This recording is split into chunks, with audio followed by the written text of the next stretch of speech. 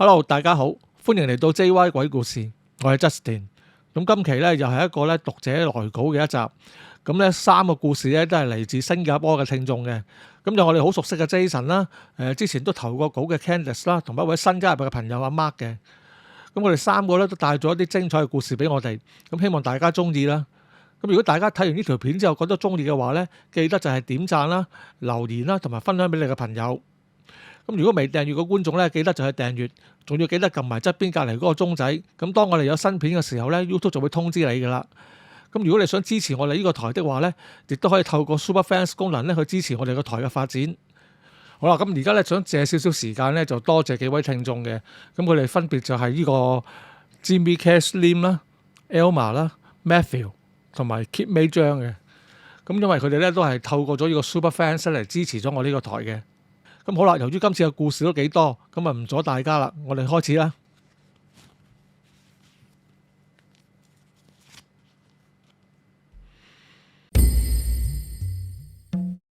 好啦，咁跟住落嚟呢個故事呢係由新加坡 Jason 提供嘅。咁故事就發生喺80年代嘅新加坡，主角呢係一個叫做阿星嘅男仔。咁佢呢就喺一間汽車零件公司嗰度做嘢嘅。咁佢主要呢就係負責送貨。咁所以咧，每日咧佢都會揸住架電單車咧，就即係四圍去送啲零件俾啲唔同嗰啲車房啦。咁阿星啊，除咗做嘢盡責之外咧，咁佢對身邊嘅人咧亦都好熱心嘅。咁例如啲鄰居如果有壞水管啊、電器啊，佢就會幫手修理啦。咁或者見到一啲獨居嘅老人家咧，咁啊耐唔中咧就會買啲嘢俾佢哋食，探下佢哋咁樣嘅。咁阿星啊本身結咗婚嘅啦，仲有一個4歲大嘅仔同一個2歲大嘅女。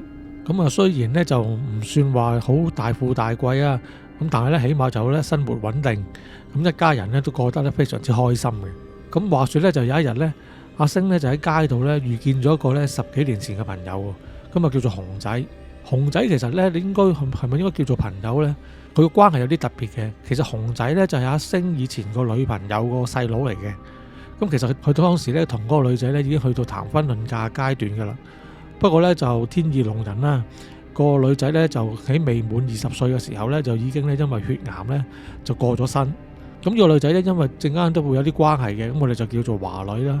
咁華女離世咗之後咧，其實阿星咧仲一直咧都照顧住佢啲家人嘅，即係直情係當自己屋企人一樣啊。咁佢一直咧就照顧到咧熊仔咧即係差唔多成年啊，可以自力更生。咁而深尾咧熊仔佢哋咧因為自己咧佢哋成家人就搬翻鄉下住。咁所以之後咧，大家咧就冇咗聯絡啦。咁啊，佢哋兩個見咗面之後，咁啊，大家傾下啲近況啦。咁佢亦都知道咧，熊仔個媽咪咧就因為有腎病啊，咁長期要洗腎。因為佢屋企裏邊咧，其實就得熊仔一個人出嚟揾錢嘅。咁所以阿星都覺得咧，熊仔應該都生活過得即係都會有啲艱難嘅。咁之後咧，所以阿星咧就收尾咧就同個老闆咧就借咗啲錢。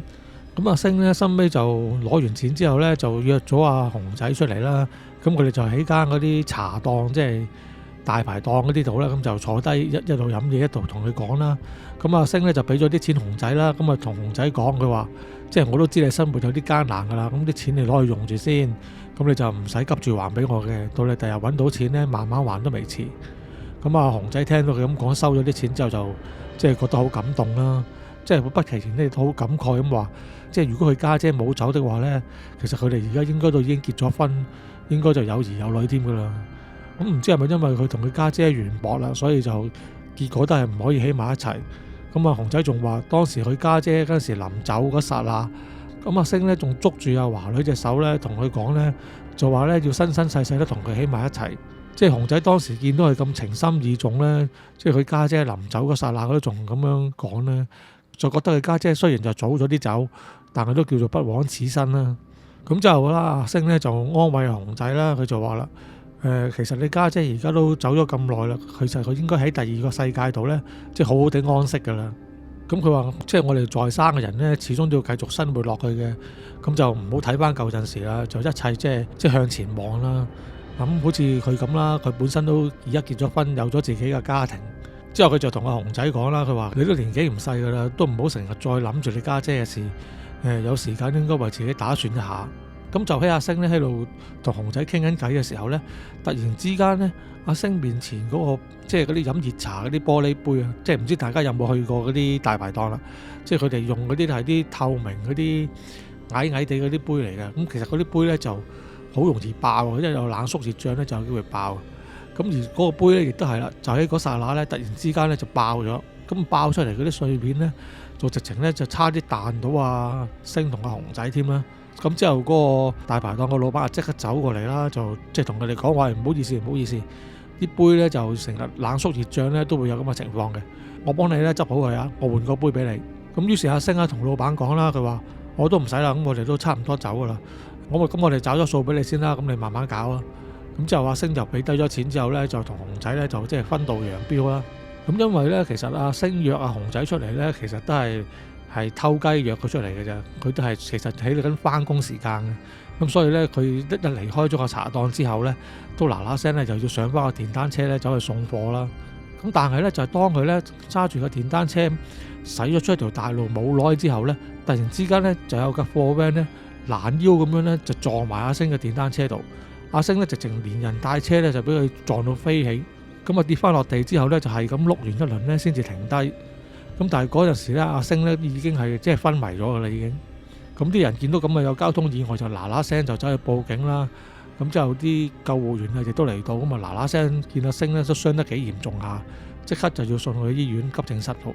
咁而急症室度醫生一檢查阿星之後咧，就發覺佢就全身都有多處地方骨折啦。咁但係咧就最嚴重咧就係佢頭咧都傷咗。咁啊即刻要幫佢做一個緊急嘅手術。咁呢個時候咧，其實阿星個太太咧，阿芬咧，同埋佢個爹哋媽咪咧，都已經嚟到醫院㗎啦。咁所以一聽到醫生咁講咧，就嗱嗱聲幫佢簽紙就做手術啦。咁而佢哋喺手術室外邊等緊嘅時候咧，頭先揸貨 van 個司機咧就嚟到醫院度，咁就諗住咧同佢阿星啲家人道歉啦。咁但當時阿芬即刻聽到就好嬲啦，因為佢覺得佢係個司機亂咁開車咧，先至會撞到阿星㗎嘛。咁而嗰個司機咧，亦都不斷講對唔住啦，之後亦都好無奈咁同佢講翻。佢話其實佢當時都唔想嘅，佢一路咧都係揸緊嘅車，好正常咁樣嘅。咁但係咧突然之間咧，有個女仔咧衝出馬路，咁而佢為咗避嗰個女仔咧，扭軚咧先至會撞到阿星嘅。咁但係唔知點解咧，車禍完咗之後咧，就揾嚟揾去揾唔到個女仔，即係而家咧變咗咧就冇得再證明翻啦。咁所以咧，就算啲警察啊、其他人啊都唔相信嗰個司機講嘅説話啦。咁當然啦，阿芬佢哋亦都唔相信啦。咁佢成家人就鬧到嗰個司機咧，即係狗血淋頭咁樣。咁個司機俾人鬧完之後咧，都驚啦。咁啊嗱嗱聲就離開咗醫院。咁之後咧，阿星個手術咧都做咗差唔多咧，又做咗5-6個鐘。咁到手術完咗啦，醫生出嚟就講，佢話嗱，而家初步咧就叫做救翻阿星條命。咁即係但係就暫時吊住條命嘅啫。咁因為佢頭嗰個傷勢咧就實在太重啦，到而家都係未過危險期嘅。咁所以咧，仲要睇下跟住嘅發展會係點。咁亦都同佢啲家人講啦，佢話你哋都要做好啲最壞嘅心理準備咁樣啦。咁阿芬佢哋啲家人一聽到咁樣就即係當然好唔開心啦。之後就個個攬埋一齊喺度喊起上嚟啦。因為由於阿星佢要入去呢個 ICU 嘅關係啊，咁變咗咧阿芬佢哋咧就唔可以陪住阿星，咁啊只可以隔住個房嗰個大玻璃咧就遠遠咁去睇下佢嘅啫。咁因為就咁喺度睇都冇用啦。咁結果佢哋咧收尾睇咗一陣之後咧，亦都翻屋企。咁諗住聽日開始咧，就大家輪流咧嚟睇住阿星。咁而當佢哋翻到屋企之後咧，阿芬咧對住個神台咧就即刻咧亦都鬧啦，即係話你哋啲神像啊，全部都係人㗎，就枉我平時咧日日咁神心咁拜你哋啊，但係點知拜到滿天神佛都冇用嘅，都冇一個保佑佢嘅。咁之後阿星個爹哋媽咪咧就即係捉翻住阿芬啦，就安慰翻佢啦。佢話你唔好鬧啦，你冷靜啲啦，呢啲可能係天意嚟咧，你而家首先去休息下先。咁我哋聽日開始，我哋就輪流去睇住阿星啦。咁之後阿芬見到佢老爺奶奶咁講都算啦，咁啊都收尾沖涼之後就去休息啦。咁到咗第二日啦，當阿芬去到醫院睇阿星嘅時候咧，知道阿星嘅病情咧就突然之間又緊急喎，但係阿芬咧又唔可以入去 ICU 裏邊噶嘛，咁啊淨係可以睇住塊玻璃咧，見阿星咧成身咧都插滿晒啲唔同嘅喉管啊，同埋又駁住晒嗰啲即係唔同嘅儀器啊。咁個人啊非常之擔心啦，即係不其然咧，即係仲喺度自己搣自己嘅手咁樣。咁由於咧阿星咧一直都係處於咁嘅狀況啦，咁阿芬睇咗好耐之後啦，我諗都要個零鐘之後咧，其實都企到攰啊。咁於是乎咧，佢就喺隔離嗰度就即係有張嗰啲長凳咁啊坐低咗啦。咁啊就喺度坐低嗰陣時咧，就可能因為即係佢之前嗰晚又瞓得唔好啦，之後由於個心情咧頭先係過度緊張。之後一慢慢個人咧平復翻落嚟少少之後咧，咁就有啲倦意咧咪出咗嚟，咁變咗咧坐喺張凳度咧就開始個人咧就半夢半醒咁樣，即係瞓下醒下瞓下醒下咁樣，即係喺度瞌緊眼瞓啦。就喺阿芬咧朦朦朧朧之間咧，佢就突然之間咧見到咧即係 ICU 嘅玻璃前邊咧有一個着白衫嘅女仔咧，又喺度望住裏邊咯，即係好似睇住阿星咁樣。咁阿芬咧初初就覺得冇乜嘢啦，因為見佢又着白衫咁樣，咁應該可能都係啲醫療人員嚟嘅，咁所以咧亦都冇理佢咁啊，繼續就喺度瞌眼瞓啦。咁係直至到咧突然之間有一刻咧，即係佢半夢半醒之際咧，佢見到咧有個護士咧，佢就行過。但佢行過嗰陣時咧，係穿過咗嗰個白衫個女仔。咁到呢一剎那咧，阿芬就只係覺得有問題啦。咁佢突然之間咧，成個人扎醒。但係當佢扎醒咗之後咧，就唔見咗嗰個女仔啦。咁當時阿芬就諗啦，即係發夢同現實自己都搞亂晒啦。咁啊睇錯咗都唔定。咁啊暫時唔去諗呢件事先啦。咁之後咧，阿星呢個病情咧，即係一個星期以嚟咧都係好反覆啊。即係有陣時好緊急，有陣時之後就好翻一啲。有陣時又變翻好緊急，即係咁啊不斷變嚟變去啦。咁就阿芬佢哋咧個個都開始咧，即係大家輪流看守啦，但係都已經有啲筋疲力盡嘅。咁而就喺有一日阿芬喺醫院度睇住阿星期間呢，突然之間咧熊仔咧就嚟探佢。咁啊熊仔就同阿芬講啦，咁原來咧熊仔咧就係本來諗住咧拎啲錢咧就去還翻俾阿星嘅。咁但係點知去到佢公司之後，聽佢啲同事講咧，先知要入咗醫院，所以知道咗之後咧就嗱嗱聲咧即刻走過嚟揾佢啦。咁之後阿熊仔嚟到之後就見到阿芬啦，咁就同佢簡單解釋咗佢同阿星之間嗰個關係啦。咁之後熊仔見阿芬兩隻眼都已經係即係起晒紅筋，好攰咁樣啦。咁佢就話不如你翻屋企休息下先啦，我喺度頂一陣間先，你幾個鐘之後再翻嚟啦。所以咧佢就聽阿熊仔講啦，就先翻屋企唞幾個鐘先，咁之後咧就先至再翻嚟醫院啦。咁之後就輪到熊仔咧就坐咗喺 ICU 對出嗰張凳度等啦。咁而咧佢又係因為你講真，你咁樣坐喺度又好悶噶嘛。咁啊等下等下咧，就又瞌眼瞓起嚟啦。而就喺佢瞓着咗嘅期間咧，佢忽然之間咧見到阿華女啊，即係佢已經過咗身個姐姐。之後咧佢姐姐就同佢講，佢話佢今次嚟咧其實要帶阿星走嘅。佢話咧阿星咧之前仲答應過同佢生生世世嘅，佢而家咧就同人結婚生仔，唔肯守承諾，所以佢而家咧就一定要將阿星咧帶去下邊陪佢。咁啊，當熊仔咧啱啱想開口咧勸佢家姐，即係叫佢唔好咁嘅時候咧，佢家姐咧突然之間個樣咧就變得咧兇神惡煞，即係變咗係一個直情好似厲鬼咁嘅樣，而係連熊仔自己都俾佢嚇醒。咁佢一睇翻個錶咧，原來已經係到咗夜晚7點幾嘅啦。咁而喺呢個時間咧，阿芬咧亦都翻屋企休息完啦，亦都翻到嚟醫院咧，諗住咧繼續係睇住阿星啦。咁之後熊仔咧就將佢頭先發夢嘅嘢咧就講咗俾阿芬聽。咁阿芬咧本來咧就都半信半疑嘅，咁但係咧佢就順手講啦，佢之前即係見到有個白色衫女人喺度睇住阿星，但係又俾人可以穿過到嗰件事，咁啊又講俾阿熊仔聽啦。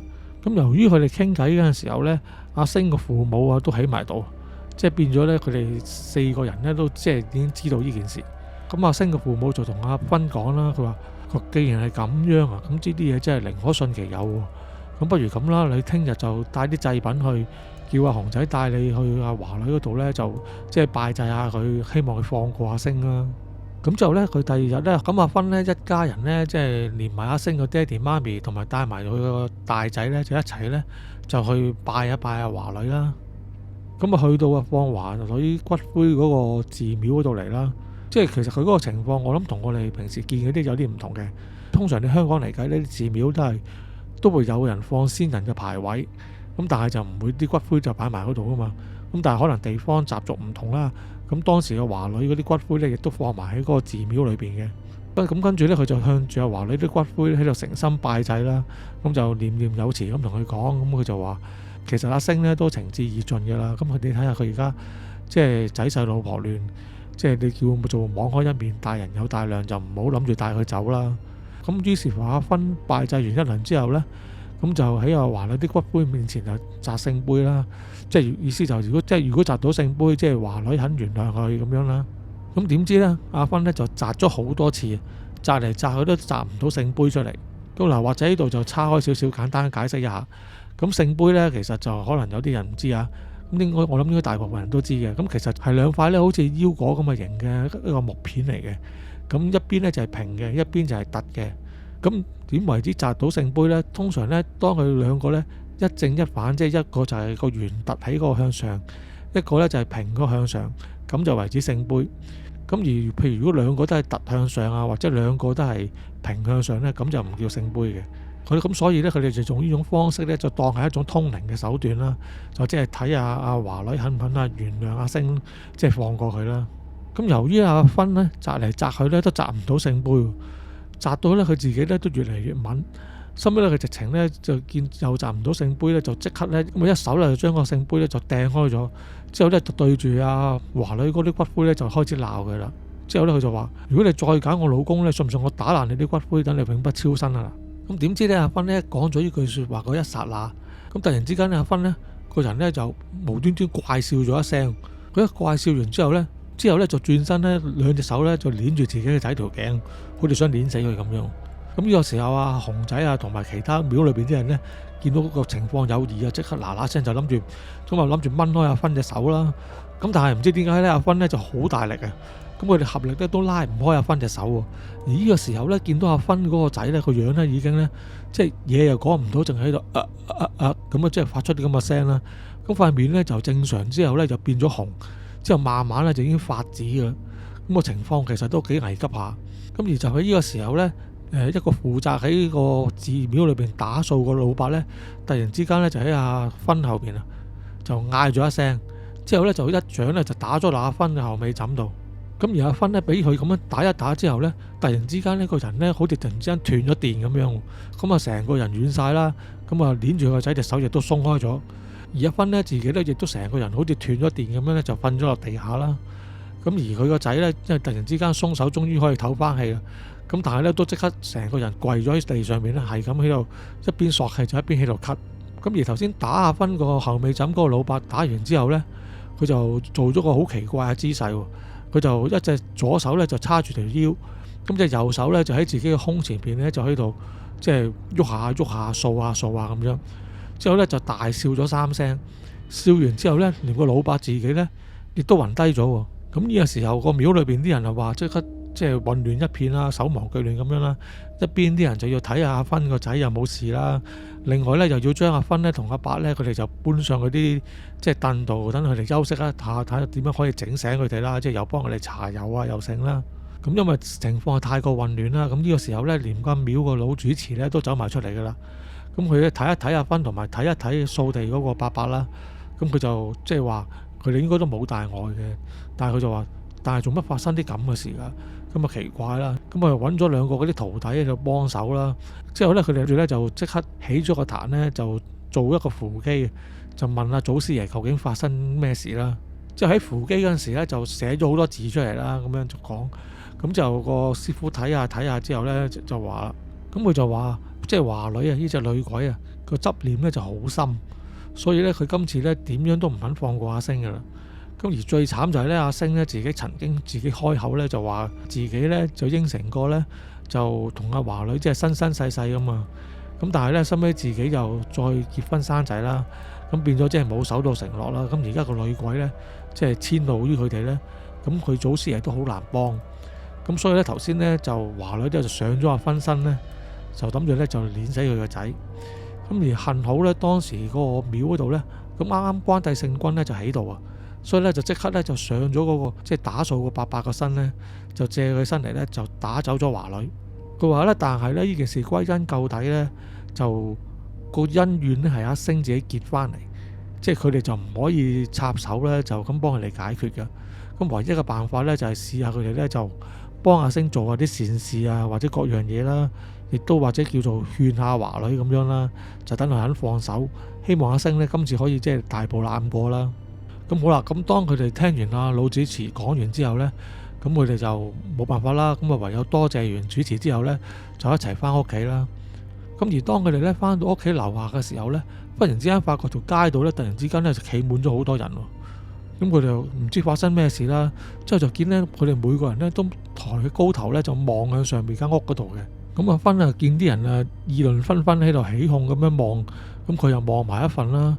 咁點知咧？佢就望上去嘅時候咧，就發現咧，咁啊有個女仔咧就坐咗喺其中一層個窗口度。咁啊兩隻腳咧其實已經係伸咗出去窗外邊噶啦，即係再爭一步咧，其實佢就會跌落去噶啦。咁而阿芬再定神睇一睇咧，嗰個咧其實就係佢2歲大嗰個女嚟嘅。咁呢個時候咧，阿芬咧都已經直情嚇到咧，突然之間個人都即係想暈一暈啊，隻眼都突然之間望啲嘢都變咗白色少少咁樣，即係驚嚇到咧太過嚴重啊！個人咧都基本上差啲支持唔住。但係咧，因為始終個女有事咧，佢都即係夾硬將自己咧就回過神嚟，睇下嗱嗱聲上樓點樣可以救翻個女啦。咁啊，其實咧阿芬咧就唔係將佢個女咧就單獨留喺屋企嘅。其實因為個女細啊嘛，就費事帶去嗰啲地方啦。咁啊叫咗隔離屋嗰個大媽咧就幫佢照顧嘅。咁但係咧唔知點解咧而家就會發生啲咁嘅事。咁而當阿芬咧翻上自己屋企嘅時候咧，先至一打開門咧就見到咧隔離屋嗰個大媽咧就瞓低咗咧，就暈咗去間屋度。咁而佢嗰個女咧就坐咗喺個窗嗰度。咁之後阿芬咧去到呢一剎那咧，突然之間就停咗一停，即係佢個心點即刻諗應該點做咧？嗱，因為其實佢又唔夠膽直接衝過去拉翻佢女翻嚟，因為佢如果佢就咁衝過去動靜太大咧，可能就會嚇到佢個女咧，真係會即係其實佢再伸一伸腳就已經跌埋落去噶啦嘛。咁所以佢就唔夠膽嚇親佢個女喎。但係咧，如果你慢慢埋去諗住即係再捉住佢咧，又驚嚟唔切喎。咁正當佢唔知點樣先至好嘅時候咧，佢個女咧突然之間咧就慢慢擰轉頭過嚟，就望翻屋裏邊。但係咧佢就唔係望向阿芬啊同埋佢啲屋企人，而咧就望向咗佢哋間屋嘅自己嘅神台嗰度嚟。咁之後咧嗰個細路女咧就笑咗一笑，咁啊由窗口嗰度咧轉身咧就瀡翻落間屋個梳化裏邊。之後咧就慢慢咧就行到去嗰個神台前邊，就對住神壇嗰個觀音菩薩像咧就話：姐姐抱抱，姐姐抱抱。之後咁講咗説話。咁阿芬咧趁呢個時間咧即刻上去攬住個女啦。之後咧就同一時間咧就都向個神壇嗰個觀音菩薩像咧就喺度係咁叩頭啊！因為如果頭先啱啱嗰刻剎那唔係觀音菩薩顯靈救翻個女咧，佢個即係成件事都唔知應該會點收科。由於阿芬咧見到觀音菩薩啱啱顯靈完嚟啊嘛，咁即係話佢在位啦。咁如果佢在位的話咧，佢就趁呢個時間咧就順便咧就繼續咧不斷叩頭，咁啊同菩薩講啦，佢即係話即係如果有啲咩報應嘅就報喺佢身上啦，即係就可唔可以幫佢救一救阿星啊？咁樣就講啦。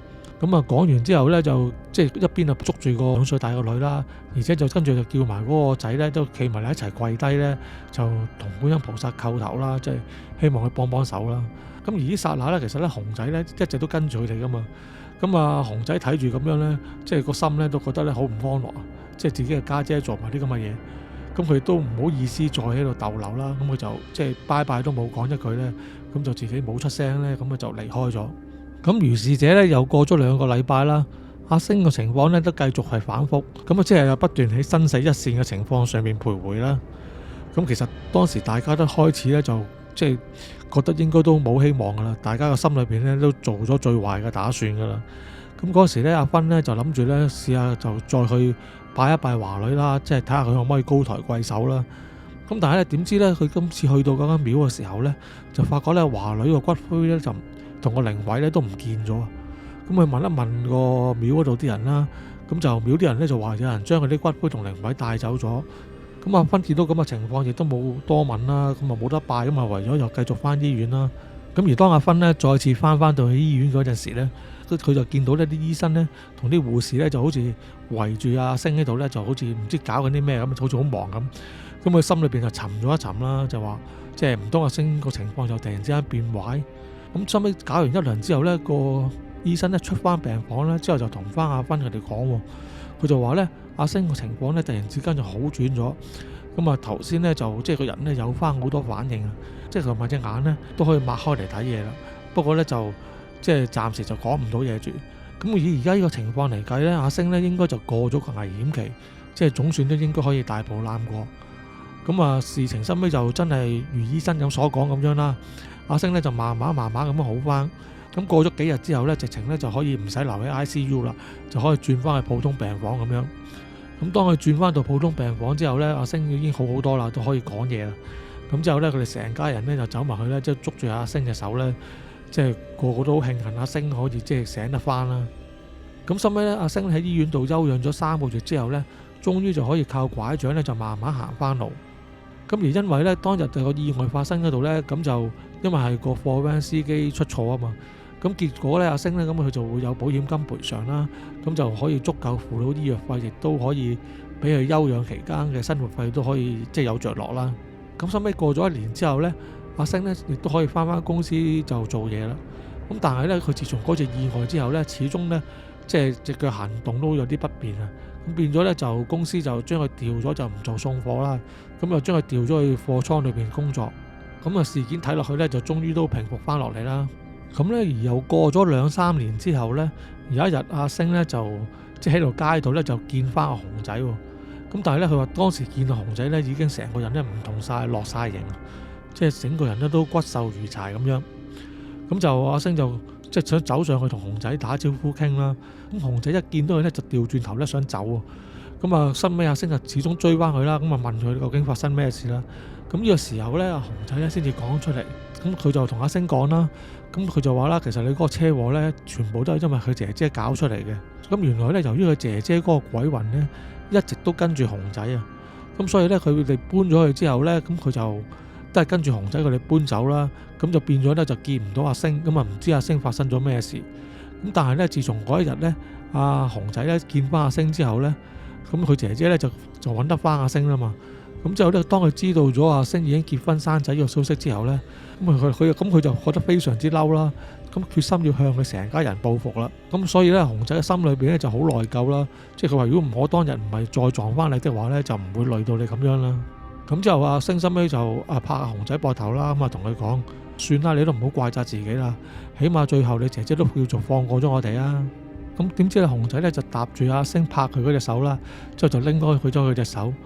之後咧，佢就同佢講啦，佢話其實我家姐冇諗過要放過你哋啊，咁而係我將佢啲骨灰咧封印咗，等佢害唔到你哋成家人咋。咁阿星聽到咁樣的話咧，就嚇咗一跳啦，咁就話吓，咁你將你家姐嗰啲骨灰封印咗喺邊度啊？之後熊仔就擰一擰頭咁同佢講啦，佢話星哥，其實我都好多謝你，不過你真係唔好再理咁多啦。佢而家咧揾唔到你咧，總算有個好嘅結局啊，所以咧你都唔好再追究落去啦。咁你總之你自己好好地過生活就算啦，我哋以後咧都唔好再見面啦。咁啊，熊仔講完之後咧就轉身咧咁啊離開咗。咁而阿星咧亦都企翻喺原地睇住阿熊仔慢慢咁樣走遠咗。咁本來咧佢就都諗住開口再問熊仔一啲嘢嘅，但係收尾佢諗多兩諗咧都即係打消咗呢個念頭啦。自己亦都轉身咧向反方向咧走咗啦。咁而自從呢次之後咧，阿星咧就真係再冇見過熊仔啦。咁跟住落嚟呢個故事呢，就係由新加坡嘅聽眾呢阿 Mark 提供嘅。咁就關於呢佢外公外婆一間祖屋裏邊呢發生嘅一啲怪事。咁當中呢，亦都牽涉咗好多呢係關於關帝嘅神像有關嘅。咁話說阿 Mark 由細個開始呢，就每逢放假呢，都會去佢外公同埋外婆呢屋企住嘅。咁呢個呢，對於阿 Mark 嚟講呢，其實就係佢童年呢一個好恐懼嘅記憶嚟嘅。咁啊，先略略介紹一下阿 Mark 佢哋外公外婆先啦。咁佢外公外婆呢，其實就係福建永定人嚟嘅。咁呢，就喺二戰之後呢，佢哋先至呢就漂洋過海呢，就過咗去新加坡嗰度生活。咁當時呢，佢哋間屋呢就住咗喺一個叫牛車水嘅地方啦。咁嗰度呢，就有啲好特色嘅建築，就叫做牌樓嘅，即係或者俗稱嘅五腳基。咁係點樣嘅呢？咁睇圖片都會睇到噶啦。咁呢，就會以一個2-3層高嘅樓房為一個單位啦。咁佢哋咧就會平排咧起咧20-30間呢啲咁嘅相同大細嘅房屋啊。咁所以望落去咧就好似一排過咁樣。咁所以牌樓個名咧亦都係咁嚟嘅。咁而嗰啲樓嘅設計咧亦都係呈呢個長方形啦。咁通常地下嗰層咧都係咧前鋪後居咁嘅性質，即係前邊嗰個位就開門做生意啦。咁後邊咧其實仲有好長嘅一個位咧係俾佢哋嘅居住生活之用嘅。咁由於阿媽嘅外公外婆都係信奉道教啦，咁所以咧佢喺間屋裏邊咧就會擺咗關帝嘅畫像啦，同時都會拜嘅天公爐啦、灶君啦同埋土地公之類嘅。咁基本上咧佢哋就都幾誠心嘅，基本上就每日都會上香啦。咁初一十五咧就都會攞一啲祭品咧就做一啲大啲嘅拜祭啦。咁而講到當中嗰個關帝嘅畫像咧，就係當年咧佢外公咧由福建咧過去新加坡嘅時候咧，即係一路上都係手揸住咧咁樣帶過去，咁啊可想而知佢係幾珍而重之啦。因為咧佢呢個關帝像咧其實都幾別緻嘅，咁即係佢個畫面咧其實就即係有一個關帝喺度啦，左右呢就有關平同埋周倉兩個嘅畫像啦。咁即係一個畫裏邊三個人啦。咁佢哋呢其實就係一種呢反轉玻璃畫嚟嘅，即係話呢個畫師呢就係呢最初畫嘅時候呢，就喺塊玻璃上邊呢就畫相反咗個圖案。當佢完成咗之後呢，就會將個玻璃畫呢就反翻轉過嚟，即係玻璃喺前邊，啲畫嘅油漆就喺後邊啦。咁經過反轉咗之後呢，咁原本幅畫呢就會變翻做正像噶啦。咁其實呢啲工藝呢，到而家呢，即係已經係買少見少，就唔係咁常見噶啦。咁啊言歸正傳啦，咁點解佢外公外婆嗰間屋呢，對於阿 Mark 嘅細個嚟講呢係一個童年嘅陰影呢？咁啊事緣就因為之前都講過啦，每逢放假阿 Mark 都會去外公外婆屋企住嘅。咁由於呢，佢哋間屋呢係成一個即係深長嘅長方形設計，即係前面鋪面之後呢，後邊呢就大家睇附圖會睇到噶啦。咁就有佢哋嗰啲生活區啦，即係有住嘅房啦，亦都有天井啦，有廚房、廁所咁樣啦。咁由於呢，喺第二個天井裏邊啊，即係近最尾嘅地方呢，就經常呢都係處於好陰森咁嘅狀態，所以呢，阿媽細個嘅時候呢，其實一望到嗰度呢，個心裏邊呢就已經好驚噶啦。由於佢個後天井後邊呢就有廁所同埋儲物室啦，但係即係因為可能間屋呢本身已經係有啲舊啦，咁啊加上嗰度呢就唔係成日都俾陽光照到啊，咁個感覺呢就較為咧陰森一啲嘅。咁而第一件事件呢，就發生咗喺阿媽呢4歲嗰一年啦。咁嗰一年呢，佢就自己夜晚嘅時候就自己瞓一間房啦。但係嗰晚呢，就即係天氣就唔好啦，就即係落住大雨啊，雷電交加咁樣。咁而當每一次閃電嘅時候呢，咁就會呢，就將佢成間屋嗰啲原本陰暗嘅地方呢，都照到呢，好似即係日頭咁樣，即係睇得清清楚楚。咁啊，小朋友對於嗰個情況又有啲可能好奇啦，咁啊見幾得意啦，咁就佢就不其然呢，就望向佢間房個外邊，即係當時佢冇閂門瞓嘅，咁佢間房嘅外邊就係走廊啦。咁就喺其中一次閃電嘅時候呢，即係照到成個走廊都光晒嘅時候呢，佢突然之間呢，就見到呢有一個骷髏骨頭呢懸浮咗喺半空，而且仲擘大個嘴呢同佢笑。咁而佢個嘴裏邊呢，仲係生滿晒一啲好尖嗰啲獠牙喺度。咁而當嗰個閃電啲光一過呢，嗰個影像呢就冇咗啦。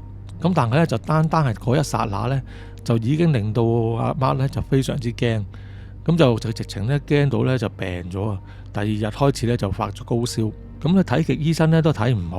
咁啊佢阿媽講翻啦，就話即係自從嗰次之後呢，佢每次瞓覺呢就會發覺自己呢喺一個黑暗嘅空間裏邊呢喺度逃走緊啊。咁而佢後邊呢，就有一個好大嗰啲咁嘅滾輪呢追住佢。即係你唔走呢，就會俾人壓扁咁樣啦。咁所以呢，佢喺夢裏邊呢，就要不斷咁樣逃走啦。咁當佢哋呢啲大人知道佢發咗啲咁嘅夢之後呢，咁都覺得有啲奇怪噶啦。咁啊見佢病咗咁耐啦，咁之後就試下就揾啲師傅嚟解決啦。咁啊結果呢，收尾呢，就揾師傅呢，真係得嘅。咁啊師傅幫佢做完咗啲法事之後呢，咁阿 Mark 呢，就從此呢，就再冇發嗰個夢，而身體呢，亦都好翻啦。咁啊到1980年啦，咁就佢嘅外婆呢，就過咗身啦。咁佢外公呢，見到咁嘅情況呢，佢亦都即係退休。咁原本呢，佢就喺自己嗰間鋪面度呢，其實主要都係做啲廢鐵回收嘅生意嘅。咁佢收尾即係見佢太太走咗之後呢，咁佢都諗住退休啦，唔再做落去啦。咁嗰陣時呢，阿 Mark 個爹哋呢，就見啊，咁即係有個咁嘅空間多咗出嚟喎。咁呢，佢就用咗嗰個鋪面呢，嚟開始呢，就做起佢自己嘅建築生意。咁啊後來到1985年啦。佢外公亦都咧就都走埋啦。咁因為阿 Mark 個爹哋咧其實係半個天主教徒嚟嘅，咁所以咧佢就唔會拜嗰啲道教嘅神祇啊。所以咧當佢公公走咗之後咧，咁佢基本上就再冇人拜神啊。咁嗰啲神像啊嗰啲咧都冇人打理。咁後尾佢爹哋咧亦都揾人咧就請走晒嗰啲神位。咁啊係唯獨是最後咧就剩翻咧嗰個關帝嘅畫像咧就依然掛咗喺佢哋嘅大廳上邊嗰度嚟。咁啊後尾到1988年啦，咁啊當年呢，就即係經濟蕭條啊，咁變咗佢爸爸嗰間即係做建築嘅公司呢，亦都要即係倒閉，冇再做落去啦。咁基本上就差唔多係整2年啦。咁嗰間祖屋呢，亦都再冇人喺度住過啦。咁啊，收尾係去到1990年，咁阿媽呢，就考入咗佢哋當地嘅一間理工大學啦。咁佢又見佢外公外婆咁啊有間屋喺度啦，咁啊夠清靜啊，咁好適宜用嚟做佢讀書溫習嘅地方啦。咁所以呢，於是呢，佢就走咗去呢嗰度溫習。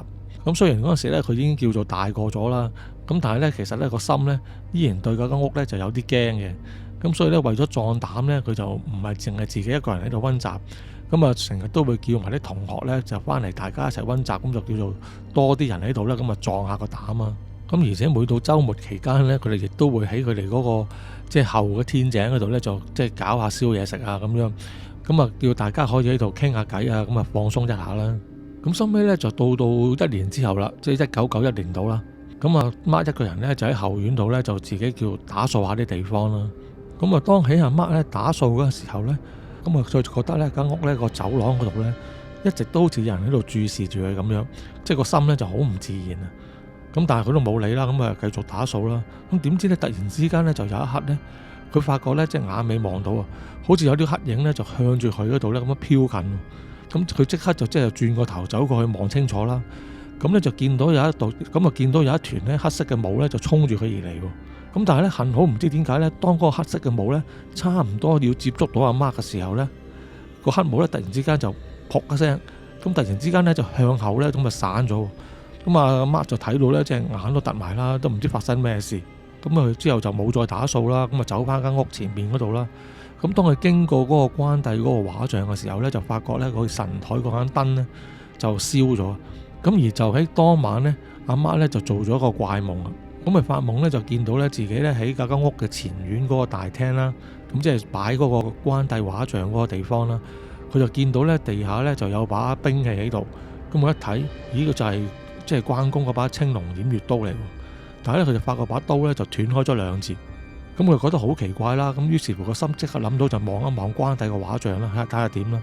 之後咧佢就發覺咧關帝個畫像咧就唔見咗喎。咁阿 Mark 收尾第二日醒咗之後咧，佢都仲係記得嗰個夢好清楚。咁佢就即係覺得好似有啲即係唔係咁好嘅即係警示咁樣啦。咁於是乎佢就同啲同學講起呢件事啦。咁佢啲同學咧其實嗰陣時咧先同佢講翻，其實當佢哋去間屋嗰度溫習嘅時候咧，其實每個人咧都試過咧遇到一啲好怪嘅事。咁就例如佢有啲同學就見到啲門咧會自己咧即係打開又閂埋咁樣啦。咁而亦都有人咧，當佢望住佢外婆嗰啲畫像嘅時候咧，就覺得佢外婆咧就同佢哋喺度笑。咁另外咧，亦都有人咧見到咧喺佢哋即係間屋最深處最入嗰個儲物房嗰度咧，就會有張凳。咁嗰啲凳咧就係啲當地習俗咧好奇怪嘅，即係要嚟即係做白事咧先會用嘅。咁佢就話見到張凳咧上面咧就即係滴滿咗啲紅色嘅蠟燭啲蠟喺度。咁個感覺咧就好詭異咁樣。咁總之集合晒佢哋咁多個人，即係得出嚟嘅結論咧，就係大家都覺得咧，佢個後院嗰度咧就係非常之陰森嘅。咁阿 Mark聽到佢啲同學咁樣講之後咧，咁個心啊更加唔安樂啊。咁於是乎咧，佢就決定就走咗去個廟嗰度一次啦。咁佢個廟嗰度咧就係拜阿七爺嘅。咁七爺咧，香港人係可能較為少熟悉。咁就但係喺台灣同埋東南亞當地咧，就都好多人拜嘅。咁七爺就係邊個咧？七爺咧其實就係黑白無常裏邊嘅白無常。咁結果咧，咁阿 Mark 咧就去咗一間就拜七爺嘅廟度啦。咁之後咧去到廟度之後，就同啲師傅講完之後咧，咁就有啲乩童幫佢起乩嘅。咁就即係上咗即係標咗銅咁同佢傾啦。咁於是乎到阿七爺即係到咗位之後咧，咁佢就同阿七爺即係講佢屋企而家咁嘅經歷啦。咁之後阿七爺咧就同佢講，就話即係叫佢唔使驚。咁佢咧就會派啲陰差咧就去嗰度即係幫佢辦事搞佢嘅。咁另外咧亦都咧俾咗一條咧符佢貼喺佢屋企大門口嘅正上方啦。另外咧又再交多幾道唔同嘅符俾佢，就叫佢咧買埋啲金銀衣紙一齊，就到夜晚午夜12點嘅時候咧，就將嗰啲符咧同埋啲金銀衣紙咧就一齊喺佢個大門口外邊咧燒咗佢咧，咁就 OK 嘅啦。咁而阿 Mark咧，收尾當晚亦都照做咗啦。咁就過咗2個星期到啦，咁啊一切咧都冇事發生。但係咧始終阿 Mark 咧有啲童年陰影啊嘛，咁啊對嗰間屋咧始終個後院嗰個位咧就有啲恐懼。咁啊亦都再加上嗰個夢嗰個啟示啊，咁佢即係佢都好懷疑咧，即係個關帝畫像裏邊咧，即係關帝爺都仲係咪在位喺裏邊，定係已經走咗啦？咁後尾咧佢就四周圍都要同啲朋友講呢件事啦。咁啊其中一個朋友個細佬咧，就係喺啲廟裏邊幫手咧，即係做下啲助手啊咁嘅工作嘅。咁佢嚟到咧就話，即係肯幫佢睇下啦。咁當佢去到佢間屋度睇完之後咧，佢就話佢有啲唔妥。佢話因為啲關帝像咧通常就唔會掉嘅，咁應該咧就係咧就揾張金紙咧就擺喺個一張台度，咁啊淨係將個畫像咧就放喺張金紙上邊，即係咁樣就可能個意思就係坐得安穩啲啦。咁於是乎佢哋就照做啦，而且嗰個朋友嘅弟弟亦都喺佢後院嗰度咧就即係做咗場小嘅法事。咁同埋咧就攞啲鹽水啊同埋米咧就喺佢間屋咧四周圍咧都灑整一下。咁之後咧佢就同翻阿媽講啦，即係話即係而家就冇問題㗎啦，就叫佢可以放心啦。咁而呢件事之後咧過咗2日咧都真係一切咧就好平安，就乜事都冇啦。但係點知一到第3日咧就已經出咗事啦。咁阿媽咧嗰日咧如常就喺度溫緊書啦，但係突然之間咧當佢望向嗰個關帝像嘅時候咧，就發覺個關帝像咧真係唔見咗。今次即係喺現實裏邊見到唔見咗。咁之後佢就即刻起身再即係仔細啲睇下啦。咁佢就發覺咧原來係個關帝像咧就由嗰個台上面咧跌咗落嚟，跌咗落地下。咁啊成塊玻璃都碎咗。而佢哋早2日咧買嚟做供品嘅啲生果咧，望落去咧仲要係好似放咗個幾2個月咁樣咧，直情係即係腐爛咗啊，變黑晒腐爛晒咁樣。咁嗰剎那就阿媽就好驚啦，即係呢個情況就算點樣睇嚟計都係唔多吉利嘅事嚟啦。咁於是乎咧佢嗰日咧就嗱聲咧就揾嘢包喺嗰個碎咗嘅關帝畫像啦。咁啊再去七爺間廟度問啦。咁到間廟嗰度佢哋又標咗銅之後咧，咁啊七爺就同佢哋講啦。佢就話佢哋唔識嘢啊，即係唔應該咁樣放個關帝像嘅。佢話其實咧呢個關帝像咧就好難得嘅呢個畫像。佢話通常啲神像咧，即係你正常嚟講，你都係越擺佢就會慢慢變舊啊、褪色啊咁樣噶嘛。咁但係咧佢呢個關帝像咧越擺呢啲顏色咧就越鮮啊。咁咧就覺得咧其實個畫像咧就好難得，所以咧咁啊七爺都話咧就即係都幾可惜啦。咁於是乎咧七爺就交代落啦，咁佢就話。你哋而家咁樣就冇辦法啦，即係你重新都要請過一個即係關帝像翻嚟㗎啦，咁樣。咁於是乎阿媽聽完咗七爺嘅指示之後呢，咁就今日道謝完之後就離開咗間廟啦。咁佢翻到屋企之後呢，就開始都覺得呢就有啲頭痛，因為當時呢，佢仲係好細個，即係仲係讀緊書啊嘛，冇經濟能力咁走去重新安一個神壇，請咗個神翻嚟喎。咁佢係正諗住應該點樣解決好啦。咁但係由於阿媽咁佢始終都經濟能力有限啊，咁其實件事就冇解決到嘅，即係結果呢件事就丟低咗。咁但係呢，大概就過咗半年之後啦，咁其實即係一直嗰個擺關帝像嗰個位呢都即係空咗喺度。咁突然之間呢，有一日就奇怪喎，佢爹哋呢就無端端俾咗300蚊嗰啲新加坡錢佢啊，咁啊叫佢呢去安翻一個新嘅關帝像。咁嗰一剎那呢，咁就阿媽都呆咗一呆，因為佢爹哋係信天主教噶嘛，咁啊唔信呢啲鬼神之説噶嘛。咁但係咧就竟然咧會自己主動俾錢叫佢安翻個關帝像喎。咁啊媽當然好樂意啊，即刻走去做呢件事啦。咁於是乎咧就去廟裏邊咧就重新咧就請嗰個關帝翻嚟啊。咁又佈置翻個神壇啊咁樣啦。咁其實阿媽就對於佢爹哋呢個舉動咧就有啲奇怪嘅。咁後來咧就聽佢媽咪講翻咧，就話咧原來咧試過有一日咧佢爹哋咧就喺間屋嗰個門口嗰度啊。突然之間咧，住喺佢哋3樓嗰個婆婆咧，就發覺佢望住佢啊。之後婆婆咧，收尾仲走咗落樓，咁啊同佢講，佢話你背後嗰個女人係邊個嚟㗎？咁當時嚟講，阿媽個爹哋背後當然就係冇人啦。之後佢俾個婆婆咁樣講完之後，就驚一驚啦，所以咧就俾錢阿媽咧，就即係再去重新裝嗰個關帝像啦。咁而後來咧，就即係嗰個就佢朋友嗰個細佬啊，即係嗰個重新幫佢安過個關帝像嗰個人啦。咁咧佢就奇怪地咧就出咗一個意外啊！咁佢喺車禍裏邊咧就受咗重傷，咁啊仲搞到咧結果就即係變咗以後咧都半身不遂，咁令到阿媽咧就覺得件事咧其實都幾邪，咁但係一時之間咧都唔知即係信邊個好啦，變得即係束手無策咁樣啦。而佢咧亦都同阿媽個爹哋講啊，咁就即係話咧佢間屋咧丟空嗰2年咧，即係佢爹哋又再冇喺度做生意啊，阿媽又未入去讀書嘅時候，即係丟空咗嗰2年裏邊咧，佢啲鄰居咧就話咧，其實咧每到黃昏咧，就總會見到咧有個女人咧就喺佢間屋度咧走出嚟嘅，咁但係咧又唔知個女人係邊個嚟，而且咧佢亦都同佢哋講翻咧，其實咧佢哋嗰排屋咧其實都幾邪嘅，咁佢話佢外公嗰間屋咧其實原先咧係一個殯儀館嚟嘅。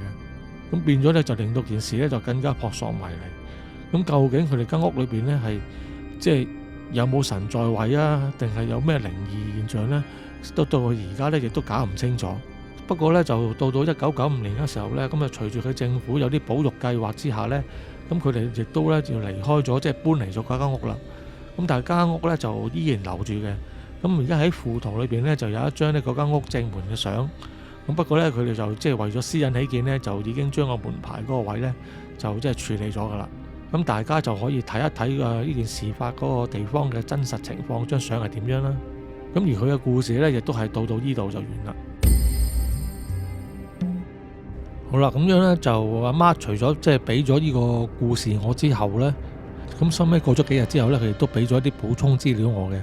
咁呢啲我哋就當佢係即係呢個故事一個外傳咁講啦。即係話說佢哋之前屋企嗰個關帝像咧，亦都發生過一啲靈異事件嘅。咁就話試過咧，咁佢即係話佢爹哋嗰陣時就將佢外公間屋咧就改裝，就變咗俾佢度做生意啊嘛。咁結果佢爹哋就同埋佢個阿叔啦，即係佢嘅弟弟啦，就兩個一齊咧就自己做嗰啲裝修嘅工作啦。咁而喺裝修期間咧，咁就即係要移開個關帝個畫像一陣間，咁啊先至可以做到佢牆後邊嗰啲咁嘅裝修啊嘛。咁但係咧，佢話嗰晚咧，佢媽媽咧就發咗個怪夢，就話有個咧成個面都係紅色嘅老人家咧，就同佢講，即係話你老公同埋你個叔仔咧，就即係唔啱啊，就煩到佢啊。之後咧，收尾佢媽媽就醒咗啦。咁收尾之後，佢將個夢講翻出嚟之後咧，咁啊大家都覺得可能就因為佢哋就搬開咗啊關帝聖君個像啊，咁就可能就令到佢唔高興，咁啊所以就報夢俾阿 Mark 個媽咪聽啦。所以佢哋收尾就嗱嗱聲就擺翻好個像，之後就再揾啲供品咧去拜一拜佢添啦。咁而另外第二單嘅事咧就係咧，咁就話説收尾佢爹哋間鋪頭即係開咗張之後咧，咁佢媽咪都會負責打掃噶嘛。咁嗰度咧啲樓底咧就好高嘅，咁佢媽咪咧要擒高咧先至可以咧，即係揾啲雞毛掃咧，就即係掃下呢啲樓底上面嗰啲灰塵啊、嗰啲污跡啊咁樣啦。咁又話説喺度掃，咁就有啲灰塵會跌咗落地啦。當佢掃完之後咧，咁就唔知點解咧，到咗第二日之後咧，佢突然之間就瞓捩頸。咁佢瞓捩頸咧就即係瞓捩頸就好多人都會有啊，但係佢媽咪個情況咧就咧好似瞓捩頸得特別嚴重啊。咁初大家通常你瞓捩頸都係可能一兩日之後，就算你唔理佢，佢都自己會好啊。但係咧佢媽咪咧個瞓捩頸嘅情況咧，竟然咧就過咗幾日，差唔多成個禮拜咧仲未好，而且咧仲一直都係咁痛，痛到佢媽咪咧基本上就飆眼水咁樣嘅。咁收尾咧有一日咧就佢媽咪咧就見到啲裝修師傅就喺佢間鋪嗰度就即係打掃地下啲灰塵啦。咁嗰陣時咧佢先係諗起。咁可能佢之前咧抹個天花板嘅時候咧，就唔小心跌咗啲灰塵落去個關帝像嗰度啊，所以咧就即係令到佢會瞓捩頸咁樣。咁所以咧，於是乎咧，佢媽咪就嗱嗱聲就即係買咗啲烈酒啊，同埋供品啊，就同個關帝像講即係道歉咁樣啦。咁就講起上嚟都奇怪喎。當佢即係一炷香時間過咗之後咧，即係點完嗰炷香之後啊，佢媽咪嗰個瞓捩頸嘅情況咧就不藥而愈咁啊好翻啦。咁其實聽眾阿媽咧就覺得咧，即係佢嗰個關帝像都即係呢啲係啲顯靈嘅事蹟啦。不過嗱，如果我個人嚟講咧，我就反而覺得有啲奇怪，因為通常咧你神佛嘅嘢咧就並唔會因為即係你少少開罪咗佢咧，佢就咁小氣嘅。我反而自己就覺得咧，其實我有啲懷疑咧，其實一直以嚟咧，究竟佢嗰個關帝像究竟即係關帝聖君在唔在位？即係我懷疑佢可能其實根本上咧都請唔到關帝聖君喺度，咁就可能咧俾其他一啲咧行過個靈體咧附咗落去咧都唔出奇，因為咧通常你即係神佛呢啲咧都係一啲有修行嘅人啦，即係有時無心之失做咗一啲即係得罪佢嘅嘢，佢都唔好少話真係會覺得你不敬咧，而要點樣懲罰你嘅。但係如果要睇翻佢當時個情況咧，我覺得咧咁啊似係住咗靈體居多。反而咧應該咧就其實就一直都請唔到啊關帝聖君即係在位啊真。咁如果聽眾有啲咩意見咧，亦都可以發表一下喺留言區嗰度咧，可以講翻俾我聽。嗱好啦，咁跟住落嚟咧就係呢個新加坡嘅讀者啦 Candice 嘅來稿，咁就係一個較為短啲嘅故事嚟嘅。咁主要咧就係講翻佢同學咧住喺佢親戚屋企嘅一啲經歷。咁就事緣咧就係話咧佢有個同學咧。就係馬來西亞人嚟嘅，咁佢細個嘅時候呢，就即係可能屋企唔知因咩原因啊，即係可能唔知係裝修啊定係樓換樓之間呢，有個空檔期，咁就可能冇地方住嘅，咁就要即係寄居喺人哋嗰度先，咁所以咧佢嗰個喺佢嗰個親戚嘅屋企咧就寄居咗一段短嘅時間啦。即係雖然佢唔係平房，都係啲樓嚟嘅，咁但係咧佢都係一個複式單位嚟嘅，即係意思即係上下兩層咧就打通咗嘅。咁其實都應該相當唔錯。咁即係上邊咧就係即係睡房啊、書房啊嗰啲多啦，咁下邊就會係廚房啊、客廳啊嗰啲地方。咁話說佢同學咧，即係去住嗰間房咧，其實就整體個感覺咧，佢都覺得唔係咁好嘅。咁最主要嘅原因咧就係話咧，佢話喺佢埲牆嗰度咧就有一笪好黑色嘅，好似發咗霉咁嘅污跡啊，就喺度。咁個大細咧就同個人頭咧差唔多。咁之後咧，其實佢望多兩望咧，直情就覺得個形狀咧都有啲似個人頭。咁但係呢啲就唔知係咪因為即係一個人先入為主嘅感覺啦。咁當時佢同學亦都係咁諗。咁但係咧，因為佢嗰個人頭嗰個位咧好奇怪，即係如果你計翻一個人嘅比例咧，佢又啱啱咧好似係個人差唔多1.8米度咁企咗喺度嘅時候咧，嗰時頭個位置嚟嘅喎。咁所以咧，佢就成日個人就因為見到啲咁嘅情況咧，就咁啊成日都迎住啦，咁啊變咗個人咧其實都住得唔係咁舒服嘅。咁話說佢個同學咧就試過有一次病咗啦，咁就要喺間房裏邊休息啦，咁就唔可以翻學啦。咁啊，當佢發燒咧，瞓到迷迷糊糊之間咧，就突然之間咧就見到咧有個人影啊，一個男人嘅人影，就企咗喺床頭隔離，就望住佢。咁咧佢就話形容翻嗰個男仔咧就高高瘦瘦嘅，個樣望落去咧都生得幾靚仔嘅，即係好似個感覺就係好似個大哥哥咧就望住啲後輩咁嘅感覺嘅。咁就即係唔係話個樣奇奇怪怪咁樣，所以咧一時間咧佢個朋友個心咧都唔係太驚。但係咧，始終咧佢無端端咁突然之間出現咗個人咧，咁佢即係個朋友都即刻嚇咗一跳啦。咁佢就即刻醒翻，咁就醒翻之後咧，個男人就唔見咗啦。咁佢就諗啦，其實就可能因為自己發燒嘅關係，咁啊發惡夢啫，咁啊應該都係冇嘢咁樣嘅。咁樣後尾咧，即係佢同學好翻之後啦，咁就同啲隔離鄰舍傾開偈啊。咁我就話咧，原來咧佢間屋咧曾經咧係有個男人咧就喺度咧自過嘅。咁就話嗰個男人咧應該就係做啲偏門生意嘅，咁所以咧佢就有槍喺身嘅。咁所以咧佢就好似因為啲感情問題嘅關係啊，咁啊結果咧就喺間屋裏邊咧吞槍自。咁之後佢同學聽完之後咧，咁啊梗係好驚啦。之後再講多兩講咧，就知咧，咁就話咧當時佢自嗰間房咧就正正係佢而家住緊嗰間房嚟。